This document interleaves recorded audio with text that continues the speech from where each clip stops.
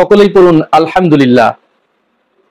গত 2-3 দিন ধরে বাংলাদেশের রাজনীতিতে যে একটা অস্থিতিশীল পরিবেশ বিরাজ করছিল, প্রত্যেকের মনের ভিতরে উদ্বেগ, উৎকণ্ঠা, একটা শঙ্কার ভিতর দিয়ে অতিক্রম করছিল।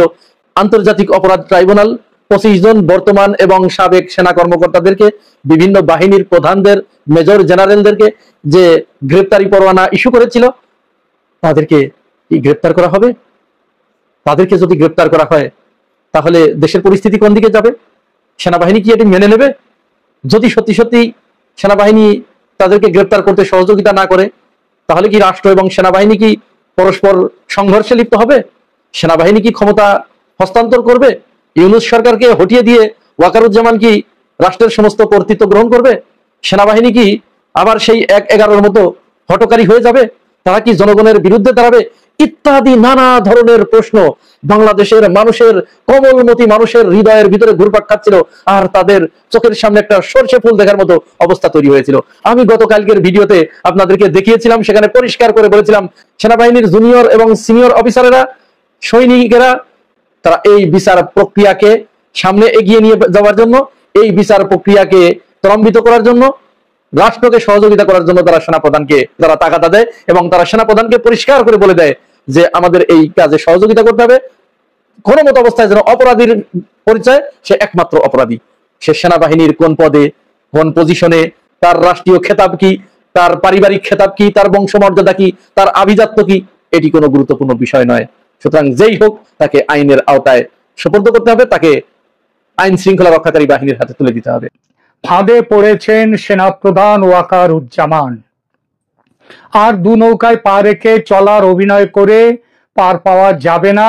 এখন নিজেকে বাঁচাতে একটা পথ তাকে নিতেই হবে।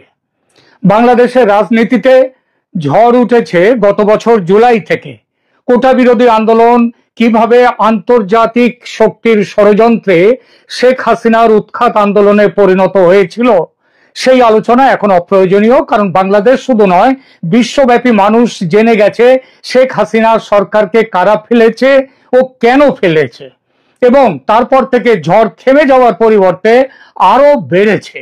গত 15 মাসের বাংলাদেশ যেন অশান্ত সমুদ্রে হাল ভাঙা একটি নৌকা, এবং বাংলাদেশের মানুষ সেই ডুবন্ত নৌকার অসহায় যাত্রী। এরই মধ্যে কথা চলছিল নির্বাচনের, গণতন্ত্রের পথে ফিরে আসার রোডম্যাপের আশায় মানুষ শান্তির শ্বাস নেবে যখন আশা করছিল, তখন আরেকটি ঘটনা এসে দেশকে আরো লন্ডভন্ড করে দিল। এবারে ঝড় হাসিনা পরবর্তী গত 15 বছরের মধ্যে প্রবলতম। একে ঝড় বললে কম বলা হয়, বলতে হয় সাইক্লোন কিংবা সুনামি। অন্তর্বর্তী সরকারের যুদ্ধংদেহী, অন্তর্বর্তী সরকার যে বর্তমানে, তারা যুদ্ধংদেহী বলে মুখোমুখি এসে চ্যালেঞ্জ ছুড়ে দিয়েছে দেশের সেনাবাহিনীর দিকে। কিভাবে চ্যালেঞ্জ সেটা জানেন আপনারা? তাহলেও একবার ছোট্ট করে বলে নি। গত 8 অক্টোবর আন্তর্জাতিক অপরাধ ট্রাইব্যুনাল একটি ভয়ানক বিতর্কিত সিদ্ধান্ত নিয়েছে। ট্রাইব্যুনাল প্রাক্তন প্রধানমন্ত্রী শেখ হাসিনা সহ 30 জনের বিরুদ্ধে গ্রেপ্তারি পরোয়ানা জারি করেছে। এর মধ্যে 24 কিংবা কমপক্ষে 24 জন হচ্ছেন বর্তমান ও প্রাক্তন সেনা অফিসার, যাদের বিরুদ্ধে জোরপূর্বক গুম এবং মানবতা বিরোধী অপরাধের অভিযোগ আনা হয়েছে। ট্রাইব্যুনালের আদেশ অনুযায়ী এই অভিযুক্তদের 22 অক্টোবরের মধ্যে গ্রেপ্তার করে আদালতে হাজির করতে হবে এই নির্দেশ। এই নির্দেশের পর বাংলাদেশ সেনাবাহিনী 14 জন অফিসারকে সামরিক হেফাজতে নিয়েছে। একজন অফিসার গোপনে দেশ ছেড়ে ভারতে পালিয়ে গেছেন বলে খবর পাওয়া যাচ্ছে, এবং প্রাপ্ত খবর অনুযায়ী 10 জন আগে থেকেই ভারতে আশ্রয় নিয়ে আছেন। এই গ্রেপ্তারি পরোয়ানার ফলে সেনাবাহিনীর মধ্যে গভীর বিভাজন তৈরি হয়েছে। 9 অক্টোবর অনুষ্ঠিত অফিসারদের সভায় দুটি পৃথক শিবির স্পষ্ট হয়ে উঠেছে। একদল ট্রাইব্যুনালের বিচার সম্পর্কিত সিদ্ধান্তের পক্ষে, অন্য দল বিপক্ষে। মেজর জেনারেল হাকিমুজ্জামান স্বীকার করেছেন যে এই গ্রেপ্তারি পরোয়ানা সেনাবাহিনীর মনোবলে প্রভাব ফেলেছে। তিনি বলেছেন, আমি অস্বীকার করতে পারি না যে সামরিক অফিসারদের বিরুদ্ধে গ্রেপ্তারি পরোয়ানা আমাদের প্রভাবিত করছে, এটা আমি অস্বীকার করতে পারি না। তবে আমরা ন্যায় বিচার নিশ্চিত করতে অবিচল থাকব। অর্থাৎ তাদের ঘা লাগলেও তাদের উপরে আঘাত এলেও তিনি যে অপরাধ ট্রাইব্যুনালে বিচারের পক্ষে, সেটা কিন্তু তার এই কথা দিয়ে বুঝিয়ে দিলেন। এই ঘটনা প্রবাহ সেনাপ্রধান ওয়াকারুজ্জামান একটা অভূতপূর্ব চাপের মুখে যে পড়েছেন সেটা বলা বাহুল্য। গত আগস্ট মাস থেকে তিনি চেষ্টা করে যাচ্ছেন যাতে সেনা অফিসারদের বিচার ট্রাইব্যুনালে না হয়ে সামরিক আদালতে হয়। তার জন্য এই ব্যাপারে তিনি আলাদা আলাদাভাবে কথা বলেছেন সুপ্রিম কোর্টের প্রধান বিচারপতি, সরকারের প্রধান উপদেষ্টা এবং দেশের রাষ্ট্রপতির সঙ্গে। তার চেষ্টা যে ব্যর্থ হয়েছে সেটা এখন স্পষ্ট। জেনারেল জামানের সেই চেষ্টা যে শুধু তার সহকর্মীদের বিপদ থেকে বাঁচাতে তা নয়, তিনি জানতেন জাল যেভাবে ফেলা হয়েছে এবং যেভাবে টানা হচ্ছে তাতে তার মতো বড় মাছ ছাড়া পাবে না, ছাড়া পেতে পারে না। বিশেষত তিনি যখন শেখ হাসিনার মনোনীত সেনাপ্রধান, তার বিরুদ্ধে আরো অভিযোগ 5 আগস্টে তার বাহিনী আন্দোলনকারীদের ওপর গুলি চালাতে অস্বীকার করেছিল বটে, কিন্তু সেটা ওই 5 আগস্টের দিন। তার আগে 3 তারিখ 4 তারিখ তাদের জমায়েত, তাদের উপরে কিন্তু গুলি চলেছে এবং মানুষও মারা গেছে। সুতরাং পুলিশের মহানির্দেশকের বিরুদ্ধে যদি গুলি চালানোর অভিযোগে, মানুষ মারার অভিযোগে তার বিরুদ্ধে গ্রেপ্তারি পরোয়ানা জারি হতে পারে, তাহলে সেনাপ্রধান ওয়াকারুজ্জামান ছাড়া পাবেন কি করে? এবং তার তো আরো অপরাধ আছে। সবচেয়ে বড় অপরাধ প্রধানমন্ত্রীকে দেশ ছেড়ে ভারতে আশ্রয় নেওয়ার ঘটনায় তার ভূমিকা। তিনি পরবর্তী সময়ে সেদিনই বিকালে তিনি ভান করেছিলেন যেন শেখ হাসিনার দেশ ছাড়ার বিষয়টি তিনি জানতেন না। কেন এই ভানটা করেছিলেন? কারণ তার ভয় ছিল যে এটা জানলে জামায়াত খুব রেগে যাবে। কারণ তিনি তো জামায়াতের সঙ্গেই ছিলেন, জামায়াতের সঙ্গেই আছেন। আর এটাও জানতেন যে জামায়াত তাদের নেতাদের মৃত্যুদণ্ডের বদলা নিতে হাসিনাকে হত্যা করবে। যেভাবে 15ই আগস্ট 1975 নিহত হয়েছিলেন শেখ মুজিবুর রহমান, সেভাবেই এখানে তার থেকেও আরো খারাপ ভাবে জনতার হাতে তাকে খণ্ড বিখণ্ড করা হবে, এইটাই ছিল প্ল্যান। সেটা যাতে না করতে পারে তার জন্য ওয়াকারুজ্জামান ভারতের সেনাপ্রধানের সঙ্গে কথা বলে ব্যবস্থা করেছিলেন হাসিনার ভারতে আশ্রয় নেওয়ার ব্যাপারে। ওয়াকারুজ্জামান ভেবেছিলেন দেশে দ্রুত নির্বাচন হবে এবং তার জবাবদিহির প্রশ্ন উঠবে না, কারণ তিনি সেনাবাহিনীকে গুলি চালাতে নিষেধ করেছিলেন, বিরত রেখেছিলেন। এই জন্যে তিনি সাধুবাদ পাবেন, তার কোনো বিচার এই জন্য হবে না। সেই ভাবনা যে মহা ভুল এখন বুঝছেন যে তার নামেও গ্রেপ্তারি পরোয়ানা জারি হওয়ার আশঙ্কা রয়েছে এবং এই গ্রেপ্তারি পরোয়ানা জারি হলে সেনাপ্রধানের পদ থেকে সরে যেতে তিনি বাধ্য হবেন অধ্যাদেশ অনুযায়ী। ফলে ওয়াকারুজ্জামানের ঘুম চলে গেছে, দু চোখে আর ঘুম নেই। এই পরিস্থিতিতে তিনি বুঝতে পেরেছেন যে পরোয়ানা আসতে চলেছে তার নামেও এবং ট্রাইব্যুনালের চিফ প্রসিকিউটর তাজুল ইসলাম যেভাবে আটঘাট বেঁধে এগোচ্ছেন তাতে ওয়াকারুজ্জামান ছাড়া আর দেরি করলে তার অবস্থান, ওয়াকারুজ্জামান জানেন যে দেরি করলে তার অবস্থান আরো দুর্বল হয়ে পড়বে। তাজুল ইসলাম যে এমন একটা দিকে যেতে পারেন সেটা বুঝতে পারছিলেন না ওয়াকারুজ্জামান, এমন নয়। এই জন্যই এই সরকারের বদলে নির্বাচিত সরকারের জন্য উতলা হয়ে উঠেছিলেন তিনি, কারণ এই সরকারে তো কোনো আইন কানুন নেই। যেভাবে সরকার চলছে এখানে তো আইনের শাসন নেই, সংবিধানের বিধান নেই। সুতরাং তিনি ভেবেছিলেন এই সরকার চলে গিয়ে যত তাড়াতাড়ি নির্বাচিত সরকার আসে ততই তিনি তার সুবিধা এবং তাকে কেউ প্রশ্ন করতে পারবে না। গত বছর সেপ্টেম্বরে যেদিন জাতিসংঘের সাধারণ সভায় যোগ দিতে ইউনূস বিমান ধরেছিলেন, গত বছর সেপ্টেম্বরে 24-এ, সেদিন ওয়াকারুজ্জামান সংবাদ সংস্থা রয়টার্সকে দেয়া এক সাক্ষাৎকারে নির্বাচনের কথা বলেছিলেন, দ্রুত নির্বাচনের কথা, যার উত্তরে ইউনূস বলেছিলেন, মানে খুবই বাজেভাবে ইউনূস তাকে তার উত্তর দিয়েছিলেন। তিনি বলেছিলেন নির্বাচন কবে হবে সেটা দেখার দায়িত্ব তার সরকারের, সেনাপ্রধানের নয়। অর্থাৎ সেনাপ্রধানের জায়গাটা তিনি কিন্তু আসল জায়গাটা সেদিনে তিনি নির্দিষ্ট করে দিয়েছিলেন। আবার এই গত মে মাসে জেনারেল জামান স্পষ্টভাবে জানিয়ে দিয়েছিলেন যে ডিসেম্বরের মধ্যে নির্বাচন অনুষ্ঠিত হতেই হবে। তিনি বলছিলেন কেবল একটি নির্বাচিত সরকারই দেশের ভবিষ্যৎ নির্ধারণ করতে পারে।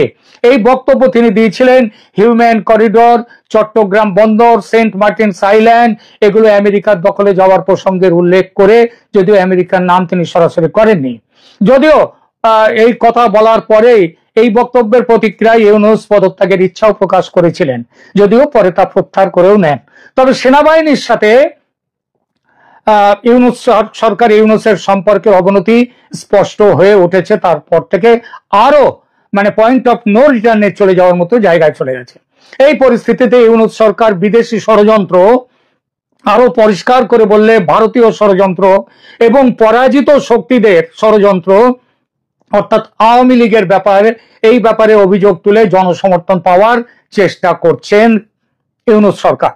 তার সমর্থকরা রাস্তায় নেমে আন্দোলন করার প্রস্তুতিও নিয়েছিল, যদিও সে আন্দোলনের পিছনে জনতার সমর্থন যে প্রায় না থাকার মতো, সেটা দেখে পিছিয়ে এসেছে জন আন্দোলন থেকে।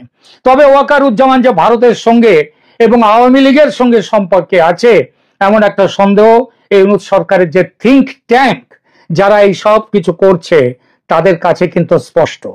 আরো বিপদের কথা, ওয়াকারুজ্জামানের পক্ষে যেটা আরো বিপদ সেটা হলো তার হিউম্যান করিডর, চট্টগ্রাম বন্দর, সেন্ট মার্টিনস আইল্যান্ড এইসব নিয়ে তার যে অবস্থান, সেই অবস্থান আমেরিকাকে ভীষণভাবে ক্ষুব্ধ করে দিয়েছে, বলা যায় ক্রুদ্ধ করে দিয়েছে ওয়াকারুজ্জামানের উপর। হাসিনার পতনের সময় ওয়াকারুজ্জামানকে আমেরিকা ব্যবহার করেছে ঠিকই, কিন্তু তাদের স্বার্থে ঘা লাগতেই সেনাপ্রধানকে শিক্ষা দিতে মনস্থ করে নিয়েছে তারা। সেনাপ্রধানের রাশিয়া যাত্রা, চীন যাত্রাকে ভীষণ রকমের সন্দেহের চোখে দেখেছে আমেরিকা মুখে যাই বলুক, নিজেদের স্বার্থের জন্য দ্রুত নির্বাচন এবং আওয়ামী লীগকে নিয়ে নির্বাচন চায় না। ভেবেছিল বিএনপিকে ক্ষমতায় এনে তারা তাদের স্বার্থ রক্ষা করবে, কিন্তু বিএনপির যাতে বর্তমান যে অবস্থা তাতে বিএনপি ক্ষমতায় আসতে পারবে না, বরং জামায়াতের ক্ষমতায় আসার সম্ভাবনা এবং ইনক্লুসিভ ইলেকশন হলে, ফ্রি অ্যান্ড ফেয়ার ইলেকশন হলে আওয়ামী লীগ পর্যন্ত ক্ষমতায় আসতে পারে, এবং সেটা হলে আমেরিকার প্ল্যান ভেস্তে যাবে। গুম কমিশনের রিপোর্টেই এবারের এই হুলস্থুল বেঁধেছে। এরপর নভেম্বরে আসছে বিডিআর বিদ্রোহ তদন্ত কমিশনের রিপোর্ট, এবং সেই কমিশনের চেয়ারম্যান ফজলুর রহমান, তিনি প্রাক্তন সেনাকর্তা, তিনি ভয়ঙ্করভাবে ভারত বিরোধী এবং আওয়ামী লীগ বিরোধী। তিনি বলাই যায় তার কমিশনের রিপোর্ট তৈরি আছে, যে কোনো দিন দিলেই হলো, এবং সেখানে ভারত বিরোধিতা থাকবে, আওয়ামী লীগ বিরোধিতা থাকবে। তখন আর এক দফার সুনামি আসবে, সেখানে টার্গেট পয়েন্টে থাকবে ভারত। সেটা এলে ফেব্রুয়ারির নির্বাচন, এবং সেই নির্বাচনে ভারতের চাপে আওয়ামী লীগের অংশগ্রহণের সম্ভাবনা থাকবে না। তার আগেই ওয়াকারুজ্জামান হটে যাবেন, তারপর থেকে হটে যেতে হবে। এজন্য যুদ্ধ বিগ্রহ কিচ্ছু করার দরকার নেই, দরকার শুধু ট্রাইব্যুনালের পক্ষ থেকে একটি পরোয়ানা জারি করা ওয়াকারুজ্জামানের, সেনাপ্রধানের নামে। এই পরিস্থিতিতে কি করার আছে সেনাপ্রধান ওয়াকারুজ্জামানের? তা কি আর অপেক্ষা করার সুযোগ আছে, যেটা তিনি ভাবছিলেন এতদিন পর্যন্ত যে নির্বাচন হলে সব ঠিক হয়ে যাবে, তাকে আর কেউ কিচ্ছু ধরতেও পারবে না, তিনি তার শপথে থাকবেন? সেই সুযোগটা আর নেই। তিনি জানলেন, এখন জানছেন যে তার নিজের নামেও গ্রেপ্তারি পরোয়ানা আসতে পারে যে কোনো মুহূর্তে। সেনাবাহিনীর মধ্যে বিভাজন বাড়ছে, যত দেরি করবেন তত তার কমান্ড দুর্বল হবে। ইউনূস সরকার এবং জাতীয় জামায়াত এনসিপি ক্রমশ শক্তিশালী হবে এবং নির্বাচন বাতিল হয়ে যাবে। সুতরাং সেনা অ্যাকশনে নামতেই হবে ওয়াকারুজ্জামানকে, আর সেটা নামতে হবে তার নিজের নামে ট্রাইব্যুনালের পরোয়ানা জারি হওয়ার আগেই। বিভিন্ন সূত্র থেকে জানতে পেরেছেন তিনি যে 150 জন সেনা অফিসারের নাম গ্রেপ্তারের তালিকায় রয়েছে, যার মধ্যে থাকতে পারে তার নিজের নামটিও। এখন না থাকলেও খুব শিগগির চলে আসবে, তার নাম আসতেই হবে। নভেম্বরের বিডিআর বিদ্রোহ তদন্ত কমিশনের রিপোর্ট প্রকাশের আগে যদি তিনি কোনো ব্যবস্থা না নেন, তাহলে আর তার হাতে সময় থাকবে না। এমতো অবস্থায় জেনারেল জামান দ্বিধা কাটিয়ে সরকারের বিরুদ্ধে অবস্থান নিয়েছেন বলে বিভিন্ন সূত্রের খবর। কেউ কেউ মনে করছেন যে 22শে অক্টোবর পর্যন্ত তিনি সময় নেবেন, কারণ হাতে 11 দিন সময় আছে। ওই দিন সেনা অফিসারদের গ্রেপ্তার করে আদালতে তোলার কথা। ওই দিন কি হয় আদালতে সেটা দেখে পরবর্তী করণীয় কি সেই সিদ্ধান্ত নেবেন ওয়াকারুজ্জামান। মানে তিনি এখনো তার আশা আছে না, ওই যে আশায় বাজে চাষা, তো উনি তো এখনো সেই আশায় আছেন।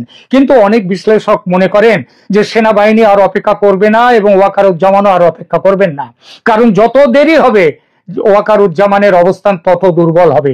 এই মুহূর্তে সেনাবাহিনীর মধ্যে তার নিজের গোষ্ঠীর সঙ্গে আওয়ামী লীগপন্থী ও ভারতপন্থীদের পাবেন তিনি, দেরি করলে সেটা নাও পেতে পারেন।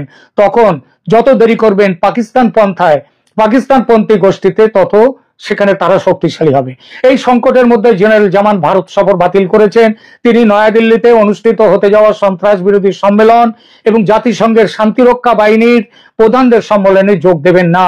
পরিবর্তে তিনি ভেবেছিলেন সৌদি আরব সফর করে অন্য কিছু করার একটা পরিকল্পনা, যদিও সেটিও বাতিল হওয়ার মুখে। বর্তমান অবস্থা বিবেচনা করলে বলা যায় যে আগামী সপ্তাহে, অর্থাৎ 12 তারিখে যে নতুন সপ্তাহ শুরু হচ্ছে, সেখান থেকে 18 থেকে 19 তারিখ পর্যন্ত এই সপ্তাহে নিষ্পত্তিমূলক কিছু ঘটতে পারে, বড় কিছু ঘটতে পারে বাংলাদেশে। সেনাপ্রধান জামান জানেন যে এই মুহূর্তে তার 3টি বিকল্প রয়েছে। 1, সরকারের বিরুদ্ধে সরাসরি পদক্ষেপ নেওয়া। 2, নির্বাচনের জন্য চূড়ান্ত চাপ প্রয়োগ করেও যখন কাজ হলো না, তখন নির্বাচনের কথা না ভেবে সম্মুখ সমরে নেমে যাওয়া। এবং তৃতীয়ত, নিজের অবস্থান রক্ষার জন্য যত রকম ভাবে কৌশলগত পদক্ষেপ গ্রহণ করা যায় সেগুলো নেয়া। যুদ্ধে দ্রুত এবং সঠিক সিদ্ধান্ত না নিলে, সঠিক সময়ে সঠিক সিদ্ধান্ত না নিলে পরাজয় অনিবার্য হয়। ওয়াকারুজ্জামানের লড়াই যে শুধু ইউনূস সরকারের বিরুদ্ধে তা নয়, আবার বলছি, ওয়াকারুজ্জামানের লড়াই আমেরিকার বিরুদ্ধেও। আমেরিকার ক্রোধ সামলাতে হবে তাকে। যত দেরি করবেন তত কিন্তু সেনাপ্রধান পিছিয়ে যাবেন লড়াই থেকে। ক্যান্টনমেন্টে আমরা বলার চেষ্টা করছি যে গত 2-3 দিন ধরেই কিন্তু একটা অস্বাভাবিক পরিবেশ বিরাজ করছে। বিশেষ করে এই যে 15 জন আর্মি অফিসার সহ 15 জন সার্ভিং অফিসার সহ মোট 25 জন সামরিক কর্মকর্তার বিরুদ্ধে যে আইসিটি থেকে যে গ্রেপ্তারি পরোয়ানা জারি হয়েছে, তারপর থেকেই এক ধরনের বলা যায় যে ক্যান্টনমেন্টে এক ধরনের টেনশন বিরাজ করছে। তো সেই অবস্থায় যারা লাল বদর, যাদের আমরা দেখেছি 2024 সালের জুলাই এবং আগস্টে সন্ত্রাসী অভ্যুত্থানে, জঙ্গি অভ্যুত্থানে জড়িত ছিল, তাদের মধ্যে এই ঘটনায় দেখলাম এক ধরনের প্যালপিটিশন শুরু হয়ে গেছে। গতকাল দেখলাম যে একজন লাল বদরের এই ফেসবুকে লাল বদর স্ট্যাটাস দিয়েছে যে ছাত্রদের, ঢাকা শহরের যত সারা দেশের ছাত্রদের ডাক দিয়েছে, মাদ্রাসা থেকে সব ছাত্রদের ডাক দিয়েছে। কেন? যে ক্যান্টনমেন্টে না জানি কি ঘটতেছে। তারপরে আবার একটা স্ট্যাটাস দেখলাম যে না, এই ডিপ্লোম্যাটিক জোনে, ঢাকার ডিপ্লোম্যাটিক এরিয়ায় নাকি 4-8টা এপিসি, এই আর্ম পার্সোনাল ক্যারিয়ার, এই ট্যাঙ্কের মতো, যেটা গোপালগঞ্জে যেটা করে হাসনাত সার্জিসরা পালাইছিল, সেই এপিসি 8টা এবং এর সাথে কিছু আর আর্ম ফোর্সের ট্রাক ছিল। আর এইসব দেখে তারা ভয় পেয়েছিল। আসলে এটা নাকি একটা রুটিন মুভমেন্ট, এবং যেহেতু এই এপিসির মুভমেন্ট গুলো সিভিল অ্যাডমিনিস্ট্রেশনকে ইনফর্ম করা হয়নি, এই জন্য এই লাল বদর ইউটিউবাররা ভয় পেয়ে কান্নাকাটি শুরু করছিল এবং প্যান ভিজায় তারা ঢাকা শহরে ছাত্রদের, ছাত্রীদের, মাদ্রাসা সবাইকে ডাক দিছিল। এইখানে 2টা পয়েন্ট আমি একটু আপনাদের দৃষ্টি আকর্ষণ করবো। 1 নম্বর হলো, একজন ছাত্র, সাধারণ ছাত্র কিংবা মাদ্রাসার ছাত্র পথে নামে নাই। খুব ক্লিয়ারলি ডাকলেই যে আর কেউ নামবে না সেটা প্রমাণ হলো। দ্বিতীয়ত হলো, এই ধরনের এপিসি বা ভেহিকল মুভমেন্টে আর্মির একটা রুটিন মুভমেন্ট, তারা সিভিল প্রশাসনকে কখনোই ইনফর্ম করে না বা তারা করতে আইনত বাধ্য না। সুতরাং ইট ওয়াজ এ রুটিন মুভমেন্ট।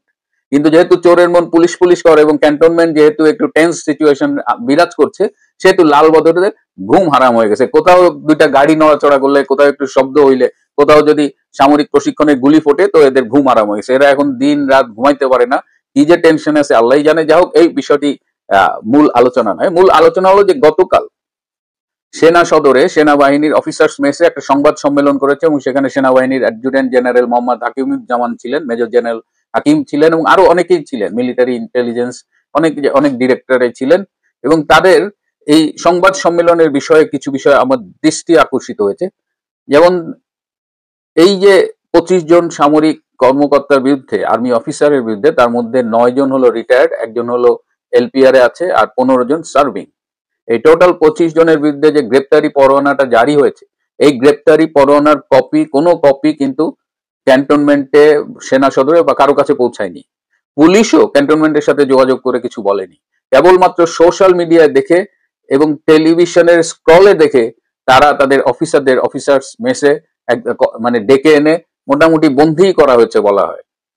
এটা খুবই দুঃখজনক যে গ্রেপ্তারি পরোয়ানা না পাওয়ার আগে সোশ্যাল মিডিয়ায়, পত্রিকায় কি দেখলো আর অমনি আর্মিদের কল করে ঢাকায় নিয়ে আসে অফিসার্স মেসে রেখে দেওয়া হলো এবং তাদের সাথে তাদের পরিবারের যোগাযোগ সব বন্ধ করে দেওয়া হয়েছে। এইটা কি ধরনের স্টেপ আর্মি নিয়েছে বুঝতে পারি না। আর্মিকে আর কত নিচে নামাবেন জেনারেল ওয়াকার খান? এই সংবাদ সম্মেলনে উচ্চারিত শব্দগুলো যদি আপনারা দেখে থাকেন, সেটিও কেমন যেন সেই পাকিস্তানি জামাতি শব্দ। ন্যায় বিচার শব্দটা বলে আমরা অভ্যস্ত, কিন্তু সেখানে অফিসারদের মুখে আমরা শুনেছি তারা ইনসাফ কায়েমের জন্য কাজ করছেন। ন্যায় বিচার এখন বাংলাদেশ আর্মির মুখে ইনসাফ হয়ে গেছে। তারা কি ওয়েট করতে পারতেন না? একটা গ্রেপ্তারি পরোয়ানা হাতে পাওয়ার, আর্মি তো একটা ডিসিপ্লিন ফোর্স, একজন মাত্র স্কেপ করেছে, মেজর জেনারেল কবির, বাকি সবাই তো আপনারা ডেকেছেন, তারা এসেছে। তো এই জায়গাটা ঠিক বুঝতে পারলাম না যে আর্মি কি আজকাল সোশ্যাল মিডিয়া, পত্রিকা, এই যে আমরা ইউটিউবে কি সব বলি, এইসব দেখে কন্ট্রোলড হয়, নাকি তাদের নিজস্ব কোনো রুলস রেগুলেশনস আছে? তাদের তো যতদূর আগেও বলেছি যে they have a legal team, সবার লিগাল টিম আছে। আর্মি অ্যাজ এ হোল আছে, নেভির আছে, এয়ারফোর্সের আছে, ডিজিএফ এর আছে। So why don't to consult with them? আমরা রাস্তাঘাটে বা সোশ্যাল মিডিয়ায় কি বলি, তারাই আমরা আসলে দেখলাম যে সোশ্যাল মিডিয়ায় আসলে আপনাদের গাইড করে। যাই হোক, যাদের অফিসার্স মেসে এনে রাখা হয়েছে, যে 15 জন সামরিক কর্মকর্তাকে বিভিন্ন পর্যায়ের, major general, brigadier general, lieutenant colonel, এইসব লেভেলের 15 জন অফিসার এখন আর্মি অফিসার্স মেসে আছেন। তাদের সাথে আত্মীয় স্বজন, পরিবারের যোগাযোগ বন্ধ করে দেওয়া হয়েছে এবং এদের পরিবারের প্রতি 7 দফা নির্দেশ বা 7 দফা পরামর্শই বলি দিয়েছে সেনা সদর। পরিবারের সবাইকে বলেছে তারা যেন, পরিবারের সদস্যরা যেন মিডিয়াকে এড়িয়ে চলে, তারা যেন মিডিয়ার সাথে মুখ না খোলে, অর্থাৎ কোনো সংবাদ মাধ্যম বা টেলিভিশন বা কোনো কিছুতে যেন, কোনো মিডিয়ায় তারা কোনো রকমের কথা না বলে। দ্বিতীয় হলো, আত্মীয় স্বজন বা নিকট আশেপাশের কাছের মানুষের সাথে এই যে সেনা কর্মকর্তাদের বিরুদ্ধে যে ওয়ারেন্ট জারি হয়েছে, এইসব বিষয়ে যেন কোনো আলোচনা না করে। তৃতীয়ত হলো, তারা যেন এই যে আওয়ামী লীগের লোকজন যদি দেখে, তাদের সাথেও যেন এই ওয়ারেন্ট নিয়ে কোনো আলাপ না করে। চতুর্থ হলো যে যদি খুব প্রয়োজন হয় তারা বাসার বাইরে যায়, কিন্তু কাজ ছাড়া তারা যেন আপাতত বাসার বাইরে না যায়, বা মানে যে কোনো কারণে হয় না, আপনি ঘুরতে বেরোলেন, সেটা যেন না করা হয়। এরকম আরো মানে সব মিলে এরকম 7টা নির্দেশনা দেওয়া হয়েছে, যাদের বিরুদ্ধে আইসিটিতে এই ওয়ারেন্ট বেরিয়েছে সেই সামরিক কর্মকর্তাদের। এখন এর মধ্যে আবার 9 জন আছে রিটায়ার্ড কর্মকর্তা। এরা কি করবেন? এই রিটায়ার্ড কর্মকর্তাদের উদ্দেশ্যে পরামর্শ দেওয়া হয়েছে যে তারা চাইলে সরাসরি পুলিশের সাথে যোগাযোগ করতে পারেন, পুলিশের কাছে সারেন্ডার করতে পারেন, অথবা তারা চাইলে সেনা সদরে এসেও তারা যোগ দিতে পারেন।